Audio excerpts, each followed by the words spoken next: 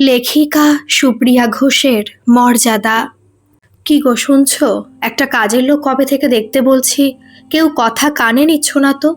আমি তোমার ভাইয়ের বউয়ের কথা আর শুনতে পারছি না, একেবারে বিরক্ত করে দিচ্ছে কানের কাছে ঘ্যান ঘ্যান করে। সব কিছুতে ভুল করছে, আর বলতে গেলেই বলছে আমি একা এক হাতে আর কত দিক সামলাবো দিদি ভাই। বউয়ের এমন রণমূর্তি দেখে সুনির্মল খবরের কাগজটা একটু একটু নামিয়ে তাকালো। অনুপমা ব্যাংকে চাকরি করে, শাশুড়ি নেই, তাই সংসারের যাবতীয় খাটুনি এসে পড়ে ছোট বউ রাইমার ওপর। কাজের লোকটা কয়েকদিন আগে এত ধকল সামলাতে না পেরে পালিয়ে বেঁচেছে, সেই থেকে রাইমার ওপর চাপ দ্বিগুণ। আহা, এত রাগ করছো কেন?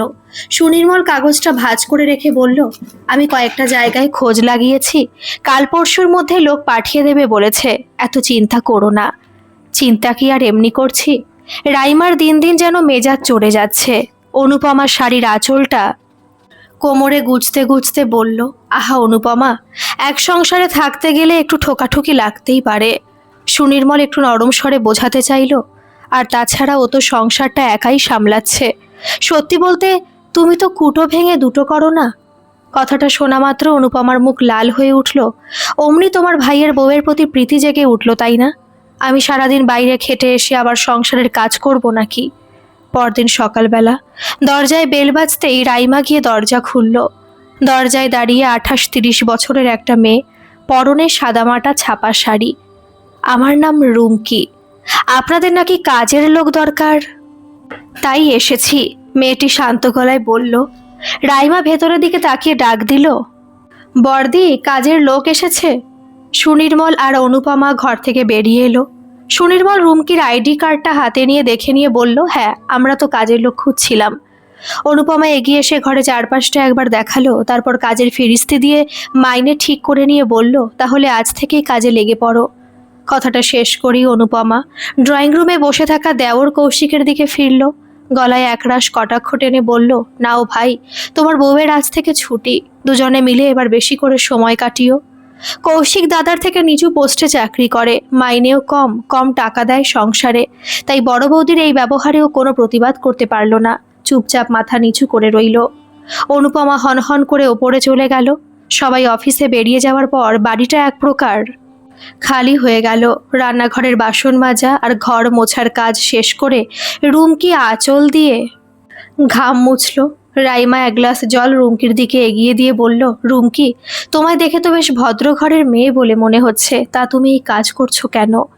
রুমকি জলের গ্লাসটা হাতে নিয়ে একটা দীর্ঘশ্বাস ফেলল। সবই কপাল বৌদিমণি। কেন, কি হয়েছে? রাইমা আগ্রহ নিয়ে পাশে বসলো। বাবা মা আমার অনেক আগেই মারা গেছে। রুমকি মেঝের দিকে তাকিয়ে বলতে লাগলো, দাদা বৌদির সংসারে থাকতাম, বেশ ভালোই বাসতো ওরা আমায়, কিন্তু নিজের কপাল নিজে পুড়িয়েছি।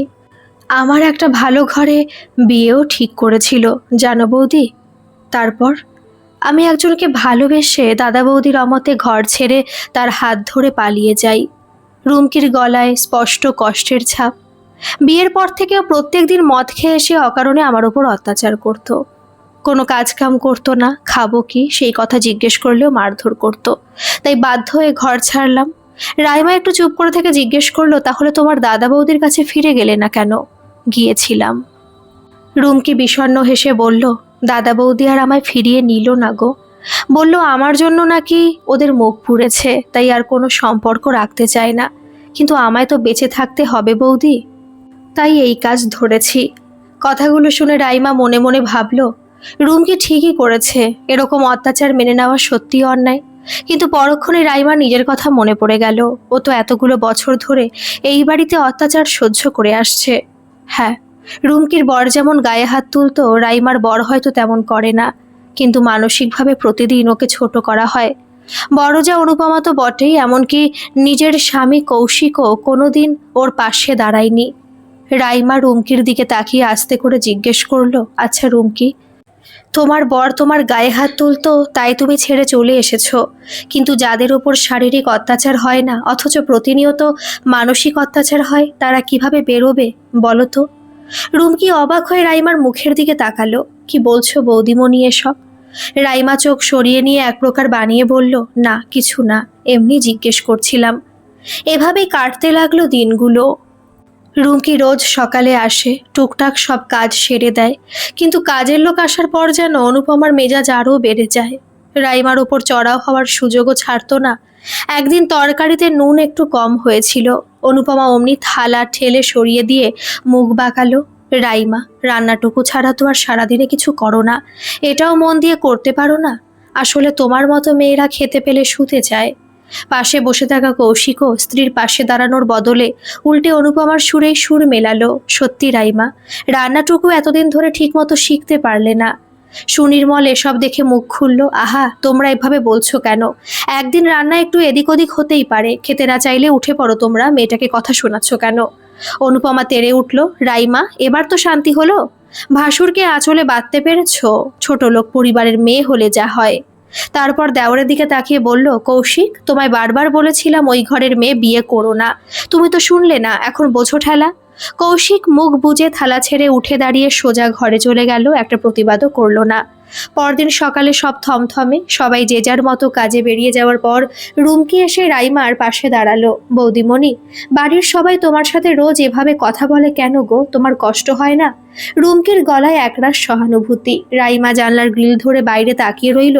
কষ্ট হলেই বা কি করব বলো? আমার তো তোমার মতো মনের জোর নেই গো, যে বাড়ি ছেড়ে বেরিয়ে যাব। যতদিন বাঁচবো এভাবেই হয়তো শুয়ে শুয়ে বাঁচতে হবে। রুমকি রাইমার হাতটা শক্ত করে ধরে বলল, কেন বৌদিমণি, তুমি অন্যায়ের প্রতিবাদ করবে না? নিজের জায়গা নিজে বুঝে নেবে না? রাইমা ফ্যাকাশে হেসে মাথা নাড়ল। কার জোরে অধিকার খুঁজবো বলো? আমার বড়ি তো আমায় সহ্য করতে পারে না, ও নিজেই সবার সামনে আমায় ছোট করে। রুমকি সোজা রাইমার চোখের দিকে তাকালো। নিজের জন্য বাঁচবে বৌদিমণি, নিজের কথা ভাবো। যখন দেখবে তোমার পেছনে পেছানোর আর কোনো জায়গা নেই, ঠিক তখনই তো মানুষকে ঘুরে দাঁড়াতে হয়। রুমকির কথাটা যেন রাইমার মাথার মধ্যে বারবার হাতুড়ির মতো বাজতে লাগলো।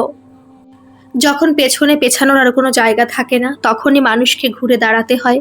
কিন্তু ঘুরে দাঁড়ানো কি এতই সহজ? বিশেষ করে নিজের বলতে যখন কেউ পাশে থাকে না। সন্ধ্যা নামতে অনুপমা অফিস থেকে ফিরল। ব্যাগটা সোফায় রেখে কিছুক্ষণ বসে সোজা রান্নাঘরের দিকে এগোলো সে। রাইমা, ও রাইমা, চা কি এখনো তৈরি হয়নি? সারাদিন বাড়ি বসে করোটা কি শুনি? অনুপমার চড়া গলায় বলল। রাইমা রান্নাঘর থেকে গরম কাপে চা ঢালতে ঢালতে বেরিয়ে এলো। এই তো বর্দি, চা হয়ে গেছে, নিয়ে আসছি। অনুপমা টিপয় থেকে জলের বোতলটা তুলে এক ঢোক খেয়ে বলল, মাইনে করা লোক রেখে দিয়েও যদি টাইম মতো চা না পাই, তবে আর লাভটা কি হলো? তা আজকাল কাজ তোমার করতে ভারী গায়ে লাগছে, তাই না? রাইমা কোনো উত্তর দিল না, নীরবে চায়ের কাপটা ট্রেতে করে সামনে এনে রাখলো। সুনির্মলও তখন সবে অফিস থেকে ফিরে সোফায় বসেছে। অনুপমা, অহেতুক চেল্লাচ্ছ কেন? কাজের মেয়ে তো এসে শুধু ঘরের কাজ করে দিয়ে যাচ্ছে, রান্না তো রাইমা একাই করে। তুমি থামো তো। অনুপমা ঝাঁঝিয়ে উঠল। রান্না করাটা কি খুব বড় দিগ্বিজয় করা কাজ নাকি? অফিসে গিয়ে 9 ঘন্টা খেটে এসে যখন দেখি ঘরে একটু চা পাওয়া যায় না, তখন মেজাজ ঠিক থাকে? ঠিক এই সময়ই দরজা দিয়ে ঢুকলো কৌশিক। সারাদিনের খাটুনির পর তার মুখটাও ক্লান্ত। বৌদির গলা শুনে কৌশিক একটু দ্বিধা নিয়ে এগিয়ে এলো। কি হয়েছে বৌদি, এত রাগ করছো কেন? অনুপমা কৌশিককে দেখেই বলল, কি হবে আবার? তোমার বউকে একটু ভালো করে বুঝিয়ে দাও কৌশিক, সংসার চালানোর মুরদ নেই অথচ কাজের বেলায় অষ্টরম্ভা। কৌশিকের নিজেরই অফিসে কাজের বেশ চাপ ছিল, তার ওপর বৌদির এই কথা শুনে সে সোজা রাইমার দিকে ঘুরল।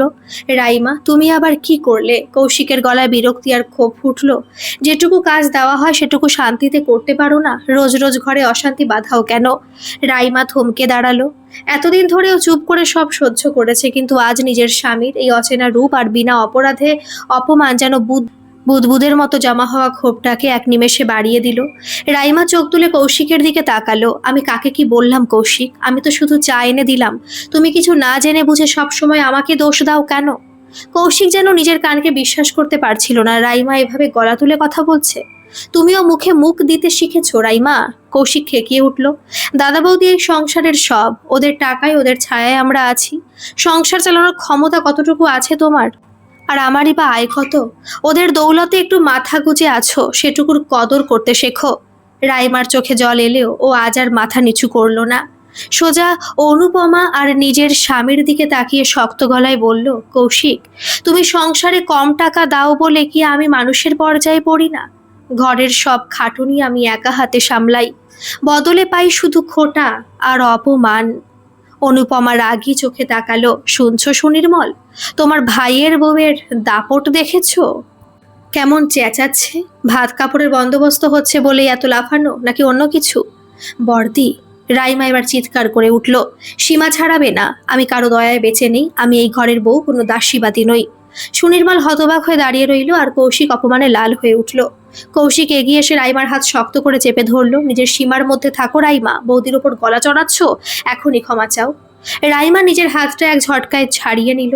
ওর মনে পড়ে গেল সকালে রুমকির বলা সেই কথাটা, যখন দেখবে তোমার পেছনে পেছানোর আর কোনো জায়গা নেই, ঠিক তখনই তো মানুষ ঘুরে দাঁড়ায়। রাইমা চোখ মুছল, গলার স্বর হঠাৎ একদম নিচু আর স্থির হয়ে এলো। ক্ষমা আমি চাইবো না কৌশিক, কারণ আমি কোনো ভুল করিনি। রাইমা এক পা পিছিয়ে গেল। যে সংসারে আত্মসম্মান নেই, যে সংসারে স্বামী স্ত্রীর পাশে দাঁড়াতে পারে না, সেখানে পড়ে থাকার কোনো অর্থ হয় না। অনুপমা ঠাট্টার ছলে হেসে উঠল। ও, নাটক শুরু হলো তাহলে? খুব তো দেমাক। ঘর ছেড়ে চলে যাবে নাকি? যাবে কোথায়? বাপের বাড়ি তো এমনিতেই গরিব, কতদিন বসিয়ে খাওয়াবে? রাইমা অনুপমার দিকে তাকিয়ে একটা ফ্যাকাশে হাসি হাসলো। আমার বাপের বাড়ি আমায় খাওয়াবে কি খাওয়াবে না সেটা আমার বিষয়, কিন্তু এই নরকে আর একদিনও নয়। কথাটা বলে রাইমা ধীর পায়ে নিজের ঘরের দিকে হেঁটে গেল। পিছন থেকে কৌশিক ডেকে উঠল, কিন্তু রাইমা আর পেছন ফিরে তাকালো না। পরদিন সকাল, রুমকি রোজকার মতো বেল বাজিয়ে ঘরে ঢুকলো, কিন্তু আজকে ঘরের আবহাওয়ায় এক অদ্ভুত থমথমে ভাব। সবাই যার যার কাজে বেরোনোর তোড়জোড় করছে, কিন্তু কেউ কারো সাথে কথা বলছে না। রুমকি রান্নাঘরের দিকে যেতেই দেখলো রাইমা হাতের কাজ করছে ঠিকই, কিন্তু ওর পাশে একটা মাঝারি সাইজের ট্রলি ব্যাগ রাখা। রুমকি থমকে দাঁড়িয়ে বলল, বৌদিমণি, ব্যাগ গুছিয়েছো কেন? তুমি কোথাও যাচ্ছ? রাইমা রুমকির দিকে তাকালো। রুমকি, তুমি কাল আমায় একটা কথা বলেছিলে না? রাইমা ব্যাগটার চেনটা টেনে বন্ধ করতে করতে বলল, নিজের জন্য বাঁচতে হয়, পেছনে ফেরার আর কোনো পথ থাকে না বলেই ঘুরে দাঁড়াতে হয়। রুমকি অবাক হয়ে রাইমার হাত দুটো ধরে ফেলল। বৌদিমণি, সত্যি তুমি চলে যাচ্ছ? কিন্তু বাইরে গিয়ে কই থাকবে, কি করবে? রাইমা রুমকির হাত দুটো শক্ত করে চেপে ধরে বলল, আমার তো তোমার মতো বাপের বাড়ি দরজা বন্ধ নয় রুমকি। বাবা মা হয়তো গরিব, কিন্তু ওরা আমায় ভালোবাসে, আর আমিও তো পড়াশোনা করেছি। একটা যে কোনো কাজ কি পাবো না? রুমকির চোখে জল চলে এলো, কিন্তু মুখে ফুটলো একটা খুশির হাসি। তুমি খুব ভালো করলে বৌদিমণি, অন্যায় সহ্য করার চেয়ে নিজের পায়ে দাঁড়ানো অনেক ভালো। ঠিক সেই মুহূর্তে ঘরের দরজায় এসে দাঁড়ালো অনুপমার কৌশিক। রাইমার হাতে ব্যাগ দেখে অনুপমার চোখ ছানা বড়া। একই রাইমা, সত্যি তো ব্যাগপত্র গুছিয়ে ফেললে দেখছি। অনুপমা বলল, ভাবছো এতে কৌশিক তোমার পায়ে পড়ে আটকাবে? কৌশিক রাগী চোখে তাকিয়ে রইল। রাইমা, এসব কি ছেলে খেলা হচ্ছে? তুমি সত্যি বাড়ি ছেড়ে চলে যাচ্ছ? রাইমা ব্যাগের হাতলটা শক্ত করে চেপে ধরল। ওর ভাসুর সুনির্মল ওপর থেকে নেমে এসে দাঁড়িয়েছেন। রাইমা বলল, হ্যাঁ কৌশিক, আমি যাচ্ছি। যে সংসারে শুধু অপমান আর তুচ্ছ তাচ্ছিল্য জোটে, সেই সংসার আঁকড়ে ধরে বেঁচে থাকা আর নিজের আত্মাকে রোজ খুন করা একই কথা। তুমি কিন্তু একবারই গেট পেরোলে আর কোনোদিন এই বাড়িতে ঢুকতে পারবে না। অনুপমা হুমকি দিল। রাইমা এক মুহূর্তের জন্য থামলো, তারপর মৃদু হেসে অনুপমার দিকে তাকালো। তোমাদের এই বাড়ি তোমাদেরই থাক বর্দি, আমি আমার স্বাধীনতা আর সম্মানটুকু নিয়ে বেরোচ্ছি। কথাটা শেষ করে রাইমা ব্যাগটা টেনে নিয়ে দরজার দিকে এক পা বাড়ালো। আর তখনই সুনির্মল এগিয়ে এসে বাধা দেওয়ার চেষ্টা করলেন। ছোট বৌমা, শোনো, রাগ করে এভাবে হুট করে ঘর ছেড়ে চলে যেও না, বসে বিষয়টা মিটিয়ে নাও।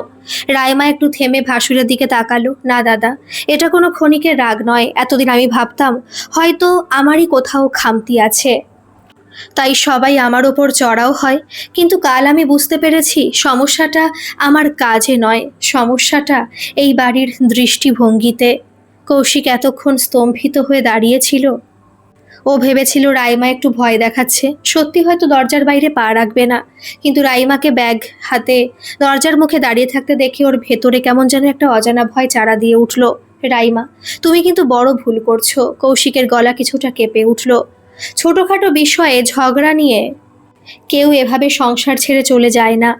এটা ছোটখাটো বিষয় নয় কৌশিক। রাইমা ঘুরে দাঁড়িয়ে বলল, এটা আমার প্রতিদিনের বেঁচে থাকার লড়াই। তুমি কোনোদিন আমার পাশে দাঁড়াওনি, বরঞ্চ আমাকে ছোট করার সব সুযোগে তুমি বড়দির পাশে হেসে হাত মিলিয়েছ। যে স্বামী স্ত্রীর সম্মান রক্ষা করতে পারে না, তার উপর নির্ভর করে সারা জীবন কাটানো যায় না। অনুপমা এখনো নিজের অহংকার ধরে রেখে বলল, যেতে চাইছে যাক না কৌশিক, কত বড় ক্ষমতা দেখি। কদিন পর যখন পেটে টান পড়বে অমনি সোজা আবার এই পায়ে এসে পড়বে, তখন বুঝবে সংসারের মূল্য কি। রুমকি একপাশে দাঁড়িয়ে চুপচাপ সব দেখছিল। অনুপমার এই নির্মম কথাটা শুনে সে আর থাকতে পারল না। রাইমার ব্যাগটা নিজের হাতে তুলে নিয়ে এসে দাঁড়ালো। রাইমা অনুপমার দিকে তাকিয়ে শেষ কথাটা বলল, বর্দি, পেটে টান পড়াটা শারীরিক কষ্ট, কিন্তু আত্মসম্মান হারিয়ে প্রতিদিন অপমান সহ্য করাটা মানসিক মরণ। আমি দ্বিতীয়টা বেছে নিতে আর রাজি নই। ভালো থাকবে। কথাটা শেষ করে রাইমা পেছনে আর একটি বারও ফিরে তাকালো না। রুমকি ওর সাথে এলো ব্যাগটা পৌঁছে দেওয়ার জন্য। সুনির্মল একটা বড় দীর্ঘশ্বাস ফেলে স্ত্রীকে বললেন, অনুপমা, এবার তোমার সন্তুষ্ট হওয়া উচিত। একটা আস্ত সংসার তুমি নিজের অহংকারে ভেঙে গুড়িয়ে দিলে। অনুপমা মুখ ঘুরিয়ে নিল ঠিকই, কিন্তু তার ভেতরেও যেন কোথাও একটা অস্বস্তির হাওয়া বয়ে গেল। অন্যদিকে কৌশিক সোফায় বসে মাথায় হাত দিয়ে স্তব্ধ হয়ে রইল। বাড়ি থেকে বেরিয়ে এসে রাইমা প্রথমবার খোলা বাতাসে একটা দীর্ঘশ্বাস ফেলল। এত বছরের বন্দিদশা থেকে মুক্ত হওয়ার এই অনুভূতির সামনে পেছনের সব কষ্ট যেন এক নিমেষে হালকা হয়ে গেল। বৌদিমণি, রুমকি রাইমাকে ডেকে বলল, তুমি খুব সাহসের কাজ করেছো। নিজের পথ নিজে চিনে নেওয়ার চেয়ে বড় আনন্দ আর কিছুতে নেই। সবটা তোমার জন্য রুমকি। রাইমা ফ্যাকাশে একটু হেসে রুমকির হাত দুটো চেপে ধরলো। তুমি না থাকলে হয়তো আমি কোনোদিনই অন্ধকূপ থেকে বেরোনোর সাহস পেতাম না। রাইমা সোজা নিজের বাপের বাড়িতে পৌঁছালো। রাইমার এই সিদ্ধান্তের কথা শুনে তারা কেঁদে ফেলল, আর সানন্দে মেয়েকে ঘরে ফেরাতে রাজি হলো। বাড়ি ফিরে রাইমা নিজের পুরনো বইপত্র আর ডিগ্রিগুলো আবার ধুলো ঝেড়ে বের করলো। ও যে শুধু গ্র্যাজুয়েট ছিল তাই নয়, ও কম্পিউটার কোর্সও করেছিল। কিছুদিন পর থেকে একটা প্রাইভেট স্কুলে পার্ট টাইম শিক্ষকতার কাজ পেয়ে গেল, আর তার সাথে সাথে বাচ্চাদের টিউশন পড়ানো শুরু করলো। কয়েক মাসের মধ্যে রাইমার জীবন পুরোপুরি বদলে গেল। নিজের উপার্জনে বাঁচা, নিজের মতো করে নিঃশ্বাস নেওয়া, আর নিজের ঘরে নিজের সম্মানের সাথে থাকা। রাইমা যেন এক নতুন জীবন ফিরে পেল। অন্যদিকে রায়বাড়িতে পরিস্থিতি দিনে দিনে আরও খারাপ হতে লাগলো। অনুপমা ভেবেছিল রাইমা চলে গেলে একটা কাজের লোক রেখে দিলেই সব মিটে যাবে, কিন্তু ঘরে ছোটোখাটো হাজারটা দায়িত্ব সামলানো যে কাজের লোকের সাধ্য নয়, তা খুব শীঘ্রই অনুপমা টের পেল। অনুপমাকে এখন অফিসে সামলে সকাল সন্ধ্যা রান্নাঘরে ঢুকতে হয়। ঘরের খুঁটিনাটি ঝুট ঝামেলা নিয়ে প্রতিদিন তার আর সুনির্মলের মধ্যে চরম অশান্তি শুরু হলো। যে অনুপমা আগে বলতো কুটো ভেঙে দুটো করবো না, সে অনুপমা এখন কাজের চাপে দিশেহারা। কৌশিকও ধীরে ধীরে নিজের ভুলটা বুঝতে পারলো। রাইমা চলে যাওয়ার পরও বুঝতে পারলো এই সংসারের আসল শক্তি কেন্দ্র কে ছিল। প্রতিদিনের অপমানের হাত থেকে বাঁচতে রাইমা যে কত বড় ত্যাগ স্বীকার করেছিল তা আজ কৌশিক নিজের চোখেই দেখতে পাচ্ছে। মাস চারেক পর একদিন বিকেলে কৌশিক সাহস করে রাইমার বাপের বাড়িতে এলো। দরজা খুলে কৌশিককে দেখে রাইমা একটু অবাক হলেও শান্তমুখী ওকে ভেতরে আসতে দিল। কৌশিক ভেতরে ঢুকে রাইমার এই আত্মবিশ্বাসী রূপ দেখে আরও থমকে গেল। এ তো সেই পুরনো ভয় পাওয়া, অপমানিত হওয়া রাইমা নয়। রাইমা, আমি এসেছি তোমায় ফিরিয়ে নিয়ে যেতে। কৌশিক বেশ নিচু গলায় বলল, বাড়িতে খুব অশান্তি হচ্ছে, বৌদিও এখন বোঝে তোমার মূল্য কতখানি। আমার ভুল হয়ে গেছে রাইমা, প্লিজ বাড়ি ফিরে চলো। রাইমা মৃদু হাসলো। কৌশিক, তোমরা আমায় ভালোবাসতে বলে ফেরাতে আসনি, কিংবা আমার সম্মান দিতে ফেরাতে আসনি। তুমি এসেছো নিজেদের সুবিধার জন্য, সংসারের দায়িত্ব সামলানোর জন্য। না রাইমা, আমি সত্যি অনুতপ্ত। অনুতাপ অনেক দেরি করে এসেছে কৌশিক। রাইমা থামিয়ে দিয়ে বলল, যে বাড়ি আমায় মানুষ হিসেবে মর্যাদা দিতে পারেনি সেখানে আমি আর কোনোদিন ফিরব না। আমি এখন আমার নিজের অর্জিত টাকায় শান্তিতে আছি, সম্মানের সাথে বাঁচছি। এই স্বাধীনতা আমি আর কোনো কিছুর বিনিময় বিসর্জন দেব না। কৌশিক আর একটা কথাও বলতে পারল না। রাইমার কথা শুনেও বুঝে গেল এই রাইমাকে আর কোনো ছলে বলে কৌশলে সে পুরনো বন্দিদশায় ফিরিয়ে নিয়ে যাওয়া সম্ভব নয়।